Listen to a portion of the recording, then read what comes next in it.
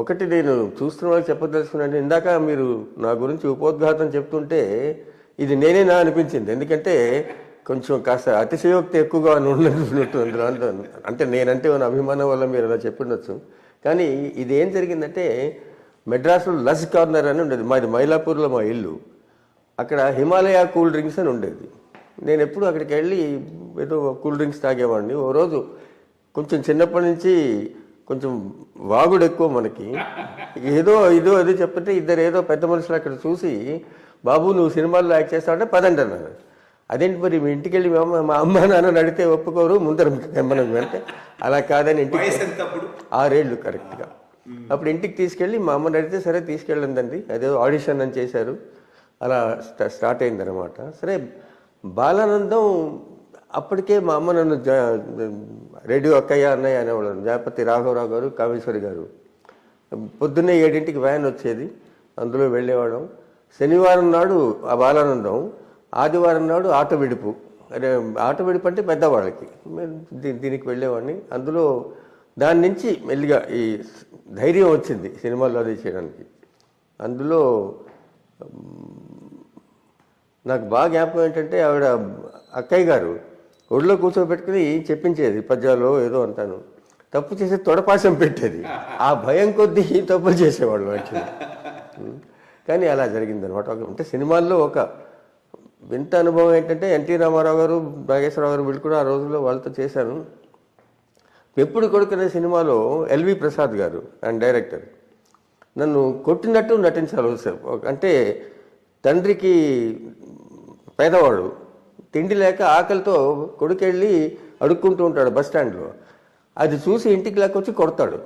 ఆ కొట్టడం ఊరికే కొట్టినట్టు నటించాలి. నాకు తగిలేసింది.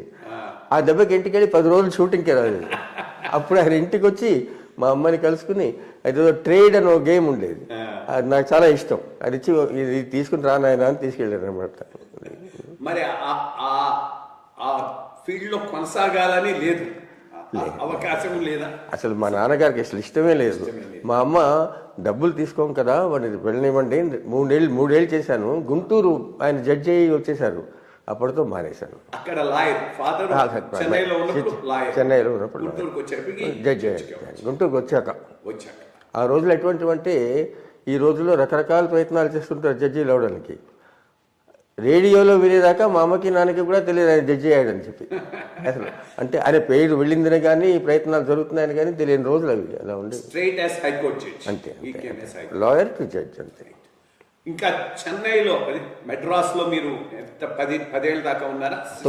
9-10 ఏళ్ళు. ఇంకేమైనా అనుభవాలు మీరు పంచుకోగలిగినవి which you feel very worth mentioning?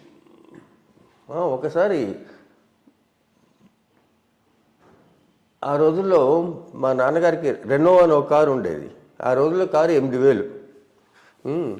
అది మాకు ఆ సందు ఇరుగ్గా ఉండేది. మైలాపూర్లో ఎక్కడో దూరంగా ఒక కార్ షెడ్ ఉండేది. మా డ్రైవరు ప్యూను నాకు మ్యాన్ ఫ్రైడే నేను మా రావుడు అని చెప్పి వాడు రావుడు ఉదయవాడు. ఒకరోజు రాత్రి వీళ్ళు మా అమ్మ నాన్న ఇంట్లో దిగిపోయారు. సినిమా చూసి వచ్చే సెకండ్ షో. నన్ను కారు షెడ్లో పెట్టి రావాలి వాడు. నాకు కారులో పెట్టి వచ్చేసాడు. కానీ కారులో నేను ఉండిపోయాను. నాకు 6 ఏళ్ళప్పుడు రాత్రి నిద్ర లేస్తే చీకటి, షెడ్లో ఎక్కడున్నావో కూడా తెలీదు.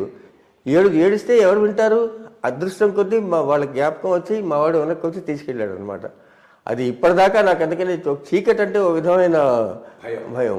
అప్పుడు కొంచెం అంటే ఇప్పుడు ఎన్నో రకాల భయాలు ఉన్నాయి అనుకోండి, కానీ అది ఒకటి నాకు బాగా జ్ఞాపకం.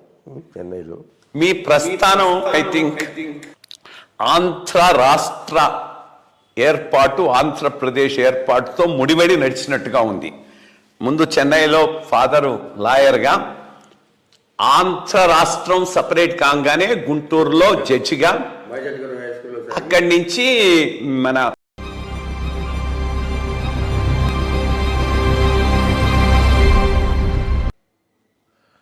అందరికీ నమస్కారం. ఐవైఆర్ టాక్స్ మొదలుపెట్టి ఎఫెక్టివ్